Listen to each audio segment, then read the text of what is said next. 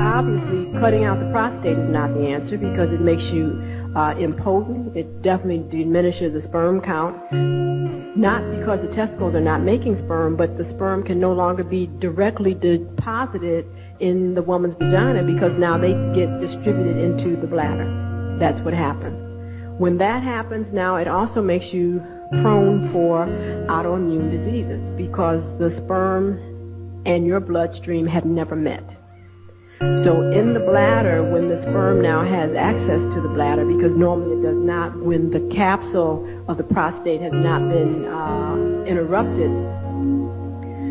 the bloodstream is like, oh my goodness, well, what is this? We've never seen this before. We have no idea what it got to be a foreign invader. So now the immune system becomes activated, and little missiles, which we call antibodies, now are made against the sperm. And wherever they're coming from, the missiles are activated to destroy that area.